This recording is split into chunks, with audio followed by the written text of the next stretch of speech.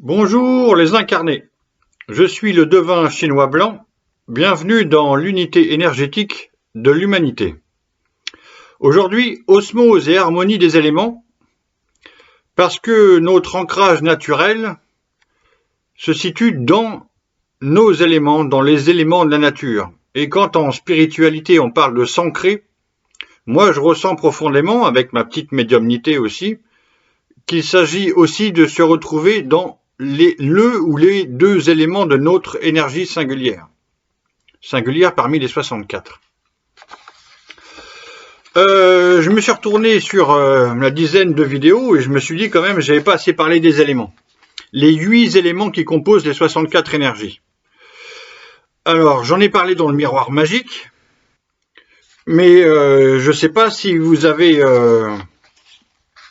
ce que vous avez compris, même si vous avez regardé, etc. Alors, je répète un petit peu, dans 99% des cas, chaque personne vit en osmose et en harmonie avec son élément, si c'est un des 8 doubles, et avec ses deux éléments, s'il fait partie des 56 autres. Le contre-exemple, ça pourrait être l'or Manoudou qui n'aime pas l'eau. Ok, immense nageuse qui n'aime pas l'eau. Sauf que dans son énergie, il n'y a pas d'eau. Il y a du ciel et de la montagne. Il n'y a pas d'eau, c'est pour ça qu'elle n'aime pas l'eau. Ok, et vous les performez, c'est autre chose. Donc je viens vous parler, hier je vous ai parlé d'Henri Barbus, qui a vécu dans l'énergie du feu, 30, filet d'Oiseleur, et qui publie son chef-d'œuvre sous le même titre que son élément, le feu, en 1916-1917. Ok. Idem.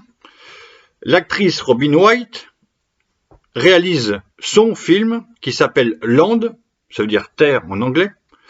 Or, elle vit dans cet hexagramme redoublé de la Terre, l'hexagramme numéro 2 de la réceptivité.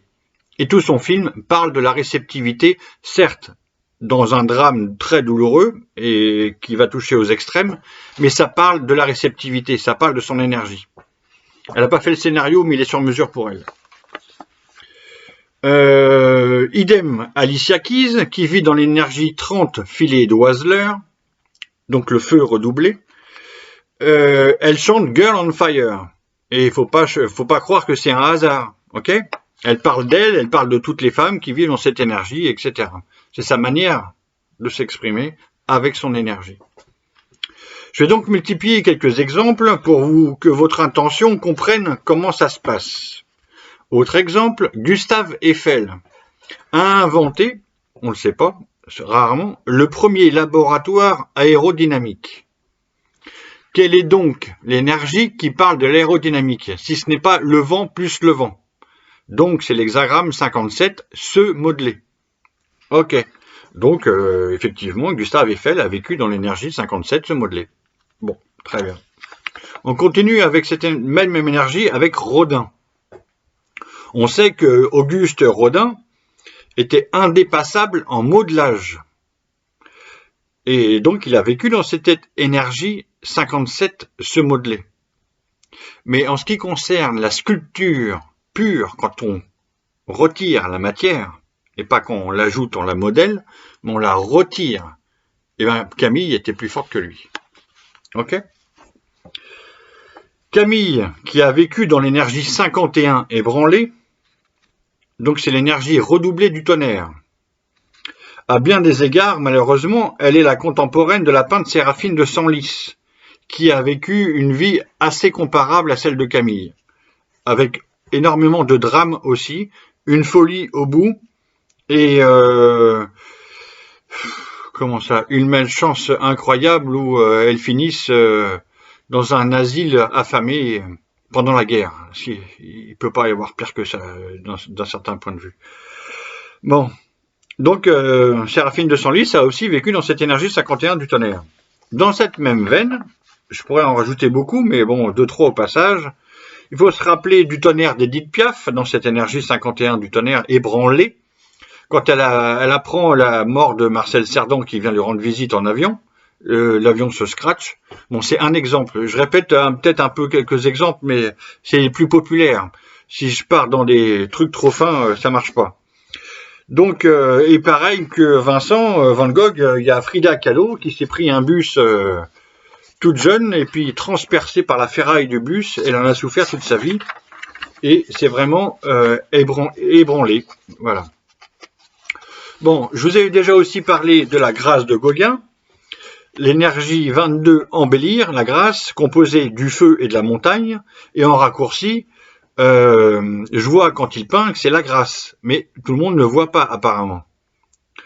Alors dans cette vidéo, je vous montre qu'il avait voyagé, dans la vidéo sur Gauguin, je vous ai montré qu'il a voyagé aux Antilles, à Tahiti et aux Marquises, aux îles Marquises, en Polynésie.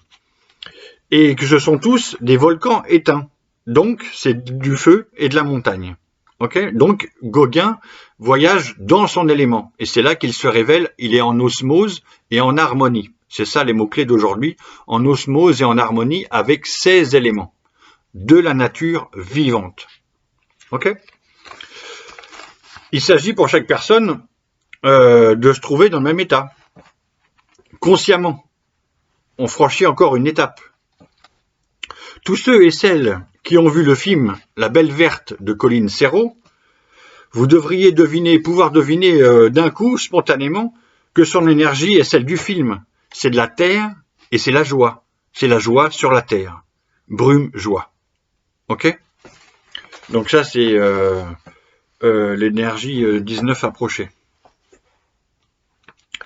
On continue avec le cinéma. Tout le monde a vu un des films de Luc Besson, notre grand réalisateur français. Quels sont ces deux éléments ? On regarde par les films, on essaye de deviner par les films qu'il nous a montrés, qu'il a fait pour nous. Quel est l'élément du Grand Bleu ? C'est l'eau.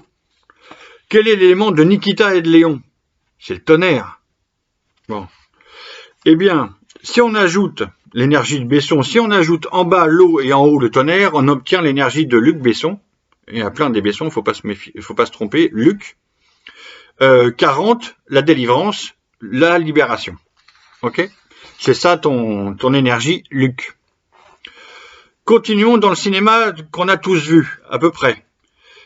Pour jouer un peu avec notre intuition, j'inverse la proposition, pour voir si vous avez compris le miroir magique. Retournez-y le miroir magique, vous pouvez approfondir. Il faut le voir et le revoir pour que ça travaille. Ok ? C'est un jeu, mais c'est un jeu qui vous mène, qui vous construit. Alors par exemple, on regarde Alfred Hitchcock. Bon, avec ma génération et ceux de nos parents en plus et ceux d'avant encore, on a tous vu des Hitchcock. Ok ? Hitchcock a vécu dans l'énergie 64, pas encore traversée. Ok ? Cette énergie est composée en bas de l'eau et en haut du feu. D'accord ? Ces qualités élémentaires de l'eau sont donc la peur, la profondeur, l'endurance. D'accord ? Celle du feu, la liberté, la lucidité, l'éclat, la clarté et la vivacité. Donc, logiquement, que raconte le cinéma d'Hitchcock ? De l'intrigue et du suspense. On est quand même chez le roi du suspense. Bon. De l'angoisse et de la lucidité. Du danger et de la vivacité. Voilà. Dans ces éléments et dans ces qualités élémentaires, on retrouve son état naturel, ce qu'il fait naturellement. Bon. Maintenant, je vous raconte une petite anecdote personnelle. Je voyage en Chine, on est en 2005, à Pékin. On sort de la cité interdite et on marche jusqu'au lac du Palais d'été. Au bord du lac, dans l'eau, il y a un bateau de marbre. Donc échoué, ça bouge pas. Énorme bateau de marbre, magnifique, splendide. C'est le bateau de marbre que s'est fait construire l'impératrice Cixi, le vieux Bouddha. C'est la dernière impératrice de Chine, décédée au début du XXe siècle, et avec elle s'éteint les 2 millénaires d'empire chinois, quand même. Ok, donc son profil énergétique, il est clair et net, c'est même que Louis XVI, que Marie-Catherine de Médicis, que la Cléopâtre VII, Louis, bon, j'y reviendrai sur une autre vidéo. Une fin de cycle avec elle, mais fin de cycle de l'histoire, un truc costaud. Ok, donc c'est l'énergie 47 épuisement. Et cette énergie est composée en bas de l'eau et en haut du lac. C'est de l'eau dans de l'eau, mais c'est de l'eau dans le lac. Ok ? Il faut que j'éteigne ça.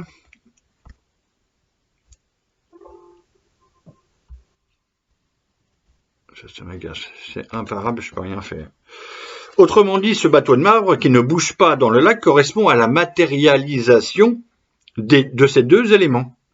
Des deux éléments de son énergie. 47, épuisement. Et là, il ne s'agit pas de hasard. Hein.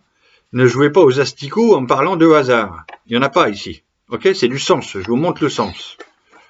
Bon, on continue. Il y a donc de nombreuses façons de rentrer intuitivement dans les 64 énergies du Viking. Je vous en donne d'autres. C'est un jeu, mais ça se développe. Par exemple, je prends la situation d'une des 64 énergies dans la nature. De quoi nous parle l'énergie 59 dénouée? Elle est composée en bas de l'eau et en haut du vent. Ça parle du moment de la nature où tout ce qui était figé retrouve sa fluidité. Au Québec, on dirait que ça cale. C'est quand la neige, la glace fond. Ok, que ça devient des torrents très puissants. Ok. Dans la nature, cette énergie correspond donc à la période de dispersion d'un fleuve en crue. On est d'accord. Au printemps, quelque part. Quel est le sport qui se pratique sur un fleuve en crue? Canoë, kayak. Quel est le champion français de canoë-kayak? De canoë. Estanguet. Tony Estanguet. 3 fois champion olympique, quand même. Quelle est l'énergie de Tony Estanguet? Ben voilà, 59 dénoué. C'est pas compliqué. Bon, je termine par une anecdote. Je regarde la télé. Ce soir, au programme, Rendez-vous en terre inconnue. Donc là, l'énergie est déjà dans le titre. Rendez-vous en terre inconnue, c'est la dernière de Fred Lopez, dont j'ai déjà deviné depuis longtemps que son énergie se situe dans 44, aller à la rencontre. Ok? C'est le titre de l'émission. Aller à l'inconnu, aller à la rencontre. Rendez-vous en terre inconnue. Ce soir, c'est la passation surprise et la première de Raphaël de Casablanca. J'ai pas confirmé, mais je pense que c'est la même énergie que Fred Lopez. Ok. L'invité est Fred Gastambide. Il est dresseur, acteur et réalisateur au cinéma. Avant le décollage de l'avion, je capte son énergie dans 26 grands apprivoisés. Le fait qu'il soit dresseur m'a mis l'oreille à la puce à l'oreille. Où et chez qui vont-ils? Ils se rendent en avion au nord de l'Inde, entre ciel et montagne. Ce sont les deux énergies de les deux éléments de cette énergie 26 grand apprivoisé. Évidemment. Ils vont à la rencontre d'un peuple d'éleveurs, les Van Goujar. Ainsi, Franck se retrouve en osmose et en harmonie avec les deux éléments de son énergie. Ce peuple de musulmans végétariens vit aussi dans cette énergie grand apprivoisée. Alors je ne dis pas que tous les membres de ce peuple vivent dans cette énergie. Je dis que ce peuple-là vit dans cette énergie-là, dans ce lieu-là, entre ces deux éléments-là. Pas chaque individu, pas chaque personne. Ok? Peut-être leur chef ancestral. Ok? Bon, c'est encore un autre sujet. Je dis que ce peuple baigne dans cette énergie et non pas que chaque personne vit dans cette même énergie. Je suis obligé de préciser parce qu'on va me faire dire des choses que j'ai pas dites. Donc le film s'achève, retour plateau en public, Lopez répète rencontrer, c'est normal, c'est son énergie, et il répète apprivoiser parce que c'est l'énergie de Gastambide et des Van Goujar. Voilà. Voilà donc un exemple du comment ça marche, le langage et la télé. Bref, le Viking est à entendre comme le langage lui-même. Pourquoi? Parce qu'il est la carte au trésor de l'ADN de l'humanité. Voilà, je pense que vous avez compris pour aujourd'hui. Salut les incarnés et à bientôt.